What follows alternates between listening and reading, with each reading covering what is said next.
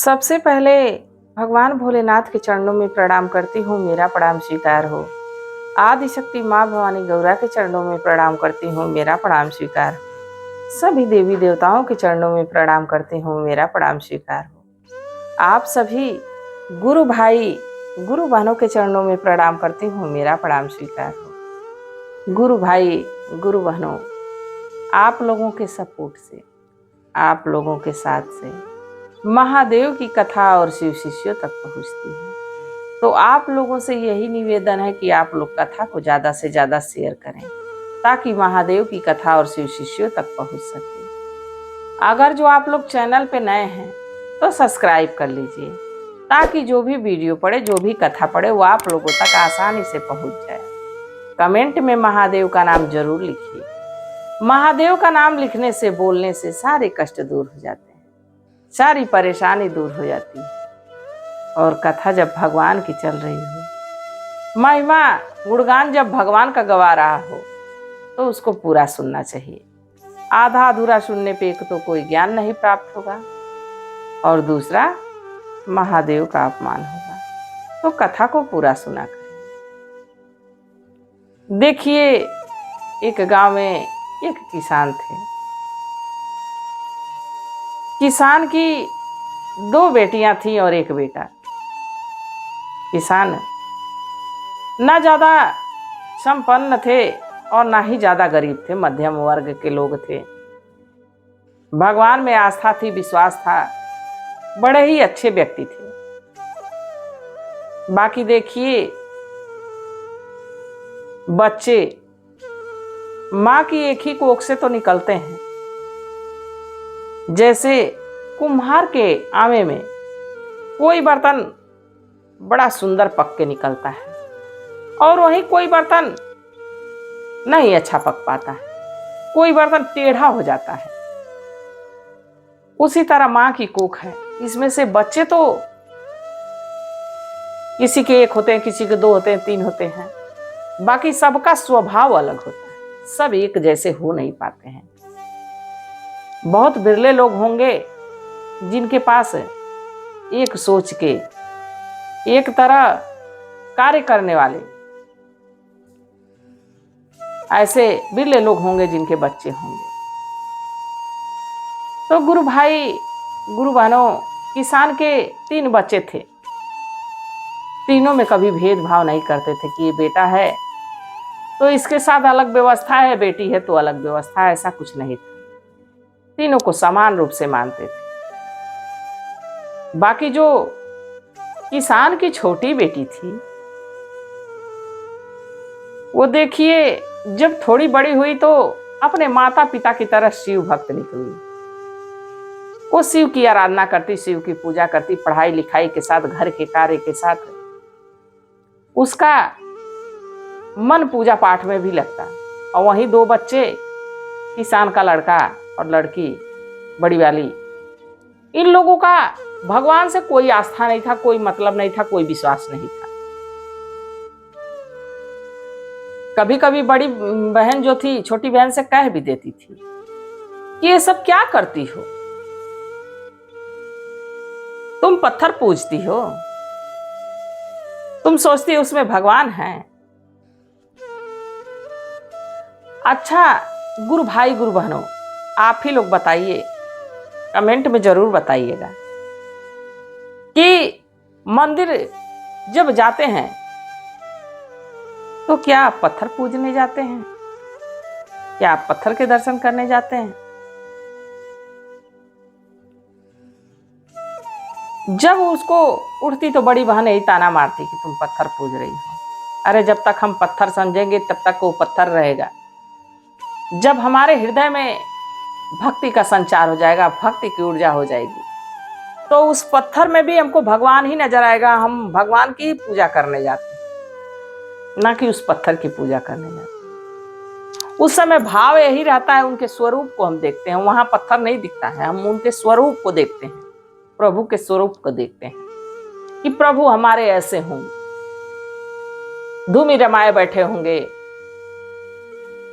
सिर से उनके जटा से गंगा बह रही हैं, मस्तिष्क पे चंद्रमा है, और गले में सर्पों की माला है,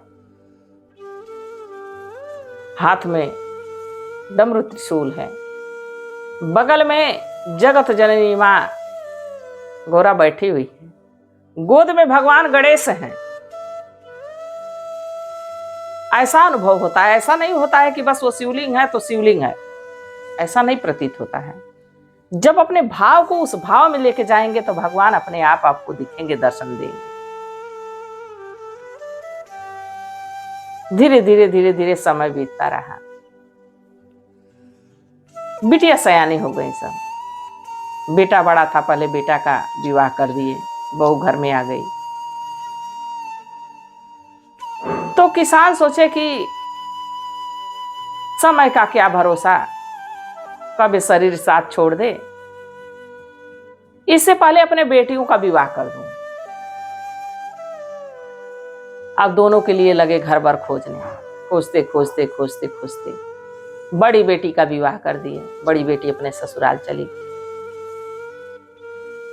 अब लगे छोटी बेटी का वर खोजने।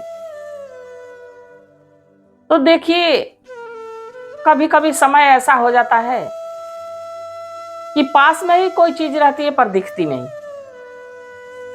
अब वो किसान दूर दूर गांव में खोजे लड़का, बाकी वर नहीं मिल रहा था, लड़का नहीं मिल रहा था। थक हार गए थे, 5-6 साल बीत गया। तब तक पता चला कि पड़ोस के ही गांव में एक बड़ा ही सुंदर और सज्जन लड़का है। उसके यहाँ रिश्ता अपनी बेटी का लेके गए और देखिए भगवान की कृपा कि लड़का माता पिता का एक ही था। वहां विवाह निश्चित हो गया, अपनी छोटी बेटी का भी विवाह कर दिया। जब छोटी बेटी का विवाह कर दिए तो छोटी बेटी भी अपने ससुराल गई। और गुरु भाई गुरु बहनों, वो तो शिव शिष्या थी, ससुराल गई तो मन में यही सोचती गई कि मायके में तो हम अपनी गुरु की आराधना कर लेते थे, शिव चर्चा में चले जाते थे, भगवान को मंदिर जाके दर्शन कर लेते थे, घर में भी नमः शिवाय का जाप कर लेते थे। अब ससुराल में हमारा क्या होगा हे महादेव? अब सब आपके हाथ में है, अब हमारा जीवन आपके हाथ में है, हमारी लाज हमारी मर्यादा सब आपके हाथ में। ससुराल पहुंची इसी सपने को लेकर। देखिए गुरु भाई गुरु बहनों, जिनकी भी लड़कियां होंगी सब इस बात को समझते होंगे कि अगर जो अच्छा घर बार मिल गया तब तो माता पिता का जीवन धन्य हो जाता है। बाकी अगर जो ससुराल जाके लड़की दुखी हो जाए, उसको परेशानी आ जाए, तो माता पिता का कलेजा फटता है पर कुछ कर नहीं पाते। ये ऐसा रीति रिवाज बन गया है कि 10 बेटों का गुजारा हम कर सकते हैं पर एक ही बेटी का गुजारा नहीं कर सकते। अब पहुंची अपने ससुराल, पहली रात बीती, जैसे भोर हुआ नहाई धोई, नमः शिवाय का जाप की, इसके बाद गृहस्थी के कार्य में घुसी, रसोई में घुसी, महादेव का नाम लेके जो भी भोजन बनाना था बनाई और महादेव के लिए खीर भी बनाई। महादेव के चरणों में खीर का भोग लगाई। गुरु भाई गुरु बहनों, अब इसी तरह रोज भगवान को भोग लगाती, नमः शिवाय का जाप करती, समय बीतने लगा। उसका पति तो उससे बड़ा खुश रहता था पर उसकी सास जो थी बड़ी ही दुराचारी औरत थी। रोज नमः शिवाय के जाप को देख के उसके मन में एक बात उठी। अपने लड़के से एक दिन कह बैठी, बेटा जो हमारे घर में बहू आई है ना, वो लक्ष्मी है, डायन लग रही है। पता नहीं भोर में ही उठती है, नहाती है, धोती है, पूजा पाठ करती है, नहीं पता नहीं क्या बुदबुदाती रहती है। और तो देखो हमारे घर में खाना बनता था तो सबसे पहले मैं तुम्हें खिलाती थी। औरों तो भोजन बनाती है तो सबसे पहले पता नहीं कहाँ कटोरी में लेके जाती है, लगता है किसी और को खिलाती। लड़का मुस्कुराया, कुछ बोला नहीं। देखिए, अगर जो घर का बैलेंस बना के रखना है तो माँ की भी सुननी पड़ती है और पत्नी को भी सुननी पड़ती है, दोनों का देखना पड़ता है। लड़के दोनों तरफ से पीसते हैं, ऐसा नहीं है। अगर जो सिर्फ माँ की सुनो तो पत्नी दुखी, और सिर्फ पत्नी की सुनो तो माँ दुखी। तो इसलिए दोनों को सुनना पड़ता है, दोनों को समझना पड़ता है। अब धीरे धीरे कुछ और समय बीता, 2-3 साल बीत गया, कोई संतान नहीं हुई किसान की छोटी बेटी को। अब उसकी सास कहने लगी, बेटा सब मिला जुला के तुम एक ही तो हो। मैं तो सोची थी कि बहू आएगी तो हमारा वंश आगे बढ़ेगा जरूर, हमको 1-2 हमारे नाती पोता होंगे, घर खुशियों से भर जाएगा। पर यहां तो खुशियों में आग ही लग गई है। लड़का कहा, माँ जब भगवान की इच्छा होगी तो जरूर पूरी होगी। तो उसकी माँ कही कि नहीं बेटा, जो तुम्हारी पत्नी है, जो बहू है ना, वो डायन है। वो बच्चा जन्म देना चाहती ही नहीं है, क्योंकि वो तो रोज टोना टोटका करती है। लड़के को लगी चढ़ाने लगी कान भर। एक दिन उसके मन में बड़ा ही उद्दंड विचार आया। गई एक सपेरे के पास। सपेरे से कही, भैया हमको कुछ बिच्छू पकड़ के दे दो। उसको उसके बदले में रुपए दी। सपेरा ढेर सारे बिच्छू पकड़ के एक पोटली में बांध के दे दिया। अब देखिए गुरु भाई गुरु बहनों, लेके आई, उस लड़की की सास लेके आई और ले आके उसके बिस्तर पे छोड़ दी। जब वो सोने गई तो देखी कि बिच्छू जगह जगह बिस्तर पे बैठे हैं। लगी महादेव की आराधना करे। कैसे करती है? सुन बातु सुन बाए महादेवा, हमारी हो यार जिया रे। दुखवा के दिन काहे दिहलाए गुरुजी, दुखवा सहत दीना बीतेना। अब बिछुआ के लागल बा से जियाए गुरुजी, सासू हमारी देली दर्दवा हो। आ यही बिछुआ के कुंडल बनावती, आ पहिरब हम दीना रतिया हो।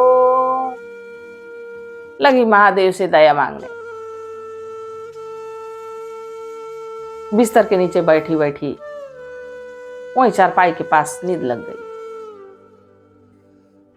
सुबह उठी तो बिच्छू के ही आकार का हीरे से चमचमाता उसके कान में कुंडल लटका हुआ है।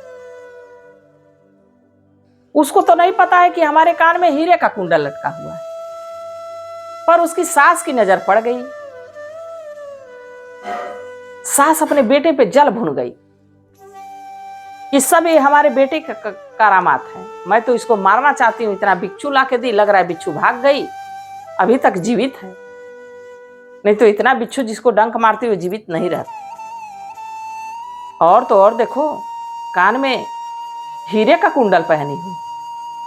हमने तो कभी चांदी सोना आंख नहीं देखा, ये हीरे का कुंडल पहनी है। अब बड़ा उसको कष्ट हुआ। धीरे धीरे धीरे धीरे 2-4 दिन और बीता। सास के मन में एक और उपाय आया।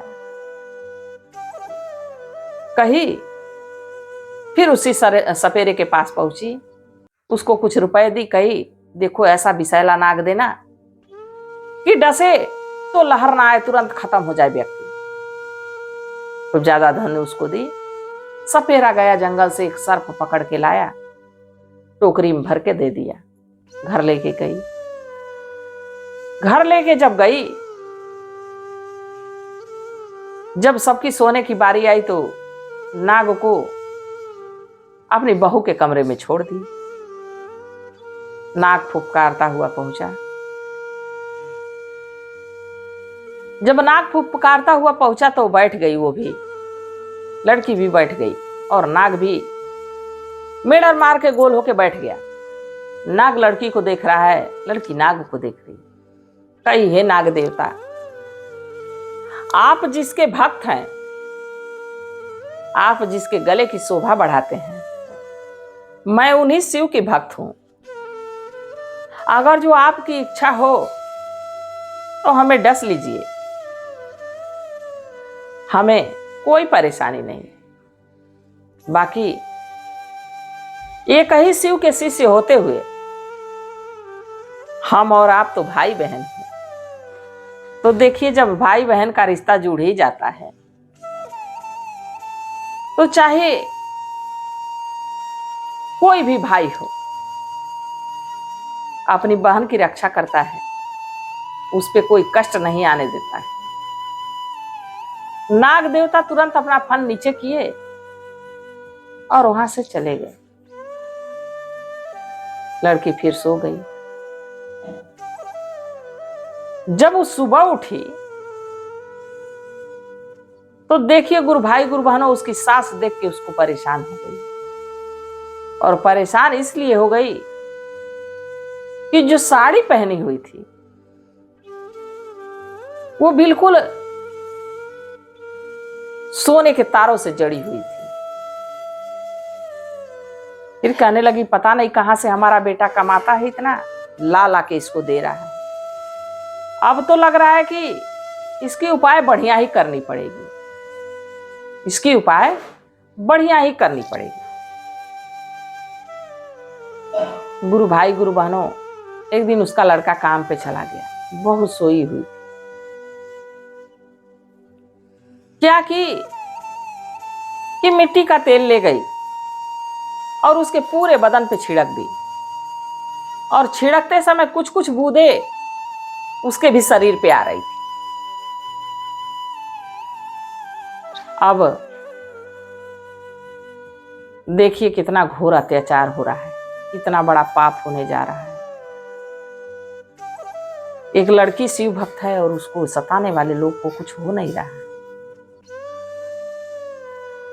अब जैसे उसकी सास सोची कि माचिस बार के और उसके ऊपर फेंक दूं, जैसे ही माचिस बारी, कुछ बूंदे मिट्टी के तेल के उसके ऊपर आए थे, उसी के शरीर में आग लग गई, जलने लगी, चिल्लाने लगी, चीखने लगी, बहू हड़बड़ा के उठी।